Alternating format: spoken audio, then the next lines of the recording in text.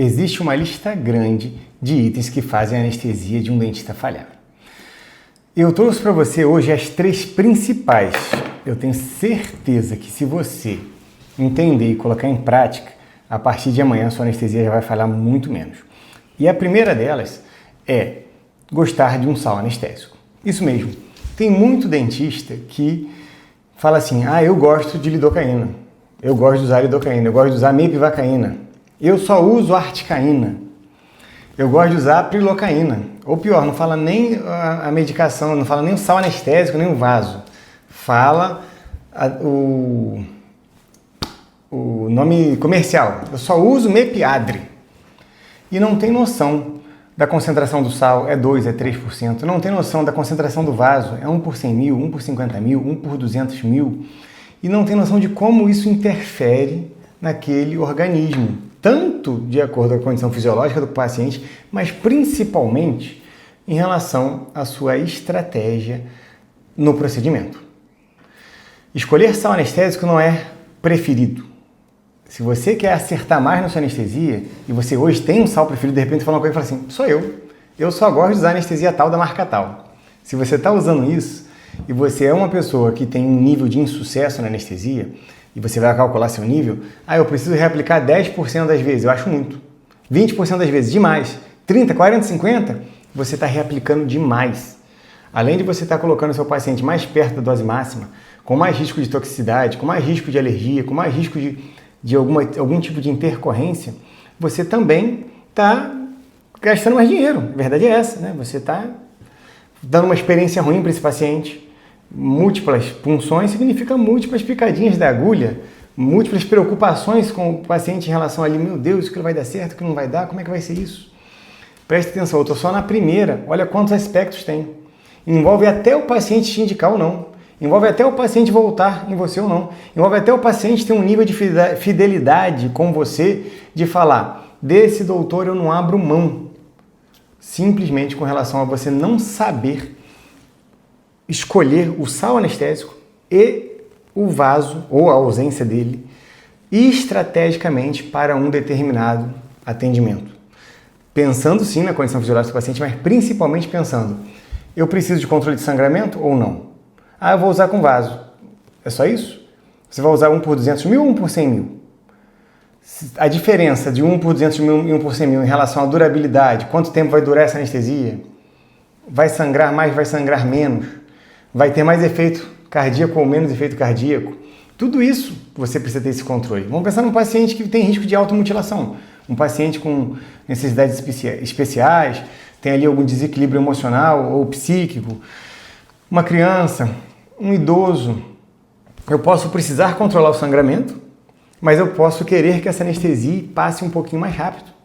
Porque se ela ficar tempo demais, eu coloco esse paciente no risco, vou fazer um procedimento de 20 minutos, que eu quero ter um controle de sangramento, mas não quero que essa anestesia dure 2 horas.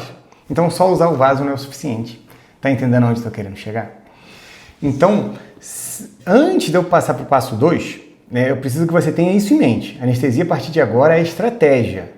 A anestesia não é preferida. Toda vez que você se vê falando assim, chegou a hora de comprar anestesia, e perguntar o vendedor, tem a tal? Ele fala assim, não, que for sair da sua boca, eu só gosto da anestesia tal, para.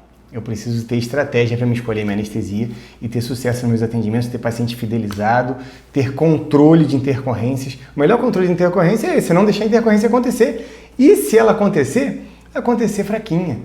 Então, é muito melhor do que você, eu tenho adrenalina, eu tenho corticoide no meu consultório, eu tenho nitroglicerina, eu tenho, enfim, tudo isso sim é suporte de vida, você vai precisar usar, mas o melhor é não precisar usar, né? Então faz muito sentido.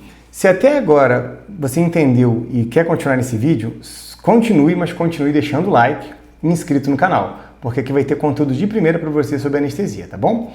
Eu ainda não me apresentei, meu nome é Diogo Batalha, eu sou cirurgião dentista, sou implantodontista, sou ortodontista, tenho mais alguns outros cursos, sou dentista há quase 20 anos e eu estou aqui trazendo o que tem dado certo para mim, o que tem dado certo dentro das minhas clínicas, para o corpo de dentistas que atendem comigo, e se está funcionando para a gente, tenho certeza que vai funcionar para você, tá bom?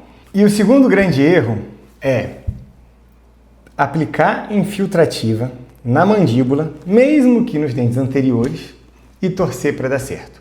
Se você olhar como você estudou na faculdade, como você estudou na literatura, é descrito que é possível usar infiltrativo na mandíbula, se for na região anterior, que tem alguma chance de sucesso. Mas preste atenção, para você que está aplicando anestesia, alguma chance de sucesso é o suficiente? Para a pessoa que está recebendo anestesia, alguma chance de sucesso é o suficiente? Se coloca no lugar da pessoa. Alguém te aplica uma anestesia, então é uma picada de agulha, mais a dor da injeção do líquido. Aí essa pessoa tenta fazer o procedimento, esse dentista, esse profissional, você sente dor, aí você fala, doutor, tá doendo. Aí esse doutor, tem certeza? Não é só pressão, não é... Tenta de novo, não é só sensibilidade, aplica mais. E por fim, até chega na dose máxima e você precisa remarcar esse paciente. Olha a quebra de confiança que tem em relação a esse paciente. Então eu vou dizer assim, não tem problema aplicar infiltrativa na mandíbula, principalmente se for paciente jovem, que realmente, às vezes um paciente muito jovem, além de ter o osso mais poroso e fica mais fácil dessa anestesia infiltrar, quando a gente fala de anestesia infiltrativa, que é aquela anestesia que a gente dá ao longo eixo do dente, o nome dela é infiltrativa porque ela precisa infiltrar no osso. O nervo não está ali logo abaixo da gengiva, logo abaixo do fundo de vestíbulo. O nervo está dentro do osso, ela precisa infiltrar no osso, o nome é bem sugestivo, ela precisa infiltrar no osso para pegar. Quanto mais denso o osso, mais difícil de pegar. Então, num paciente mais jovem, aonde às vezes você fazer uma troncular, fazer um bloqueio é mais complicado porque o paciente não coopera, mexe e leva a mão e tem toda ali uma tensão a respeito de cuidar desse paciente sem fazer mal para ele. E sabendo que o osso mais jovem ele é mais poroso, eu até acredito que justifique. Você usar uma infiltrativa, não contando com ela para ela anestesiar, mas contando com ela para fazer o controle da dor. Então eu já fiz um bloqueio, controle da dor não, controle de sangramento. Eu já fiz um bloqueio, mas eu sei que o bloqueio vai anestesiar a polpa do dente, mas não vai fazer o controle de sangramento. E no caso eu quero fazer uma cirurgia. Então também completar com infiltrativa, eu acho legal. Usar essa infiltrativa para ajudar a descolar o periósteo. Sim, se você usar uma infiltrativa subperiostal, 99% dos dentistas nem sabe que essa anestesia existe, só usa supraperiostal. Usar a subperiostal, além de aumentar a chance dela infiltrar no osso, porque você tira a barreira do periósteo, ou seja, você aplica parte do periósteo, além de ter mais chance dessa anestesia, porque tem menos uma barreira entrar no osso, ela também desloca ali o periósteo, fica mais fácil, você vai abrir um retalho, então você já prepara essa anestesia e aplica ela, e ali você está usando ela de maneira estratégica. Agora, aplicar e ficar torcendo para ela pegar não é uma alternativa. Não é uma alternativa por todos esses motivos que a gente falou, uma experiência péssima para o paciente e uma imprevisibilidade para você. Você quer ver um profissional trabalhando mal? É um profissional trabalhando com aquilo que é imprevisível. Você trabalha torcendo para dar certo, você está o tempo todo com medo de dar errado. Isso não é vida, não é assim que se trabalha. O profissional que trabalha assim é o profissional que frequentemente evita pegar um tratamento um pouco mais extenso, porque se ele está aplicando infiltrativa na parte anterior da mandíbula, a parte posterior ele não está pegando o tratamento para fazer, ele está indicando. Ou pior, está pegando o tratamento para fazer, correndo o risco de sujar o próprio nome, porque como ele não tem segurança de fazer um bom atendimento, ele ali começa a tirar a cárie, às vezes não conseguiu tirar a cárie por completo, e coloca uma medicação e fecha, e torce para aquela cárie ali, enfim, para aquilo funcionar. É quase que uma questão de fé. Faz aquilo ali triste, faz aquilo ali decepcionado, mas não é capaz de fazer uma outra anestesia. Sabe que ele vai virar um problema maior no futuro. Ou é um profissional que está sempre indicando. Então, quando chega aquele procedimento de ticket médio baixinho, ele está fazendo. Quando é o ticket médio alto, ele está indicando. Tem uma coisa em mente. Por que tem algumas coisas na odontologia que são caras e baratas? É pelo mesmo motivo que existem metais preciosos caros e baratos, que existem joias, né, caras e baratas, diamante com quilates diferente. Enfim, preço de fruta. Por que tem diferença do preço de fruta? Tudo tem a ver com a disponibilidade. Tanto de um artigo comparado com outro, quanto do mesmo artigo em determinadas épocas do ano. Então, vou dar um exemplo de fruta, né? Na época da fruta, o preço abaixa. Na época que está escassa, quem tem aquela fruta, o preço sobe. E é isso que está acontecendo. Um procedimento fácil, todo dentista sabe fazer. Então, como está todo mundo fazendo, o preço tem que cair. E os procedimentos que quase ninguém faz, o preço sobe. Por exemplo, vou dar um exemplo, canal de molar. Não vou nem falar canal de molar, um acesso no molar. Muito profissional hoje não faz um simples acesso porque não tem segurança em relação à cirurgia. Noção de como vai fazer um acesso ele tem. Ele sabe que se ele acessar a polpa e colocar um formocresol, ele vai mumificar aquela polpa ali, vai indicar para o endo vai tratar. Mas ele tem dificuldade com a anestesia, então ele não pega o acesso do molar para fazer. Aí ele faz o acesso, às vezes, dos anteriores, torcendo para a anestesia pegar, ou nem faz dos anteriores, porque já fez isso algumas vezes e percebe que ali algumas vezes pega, outras vezes não, e passa por constrangimento, e paciente pede dinheiro de volta, e paciente reclama no Google, vai lá fazer uma avaliação negativa no Google, e fica com essa problemada toda porque não teve segurança para fazer um bloqueio. É mais simples fazer uma infiltrativa do que um bloqueio do alveolar inferior, eu concordo com você. O bloqueio do alveolar inferior, 100% que vai pegar. Ah, mas eu faço bloqueio do alveolar inferior de vez em quando não pega. Não se preocupe porque a gente vai conversar sobre isso. Eu vou te mostrar que existe uma técnica do nervo alveolar inferior que é muito mais simples do que o que você conhece e pega 100% das vezes. Pega 100% das vezes. Tá? Mas o assunto agora ainda não é esse. Mas tem a anestesia no mentoniano.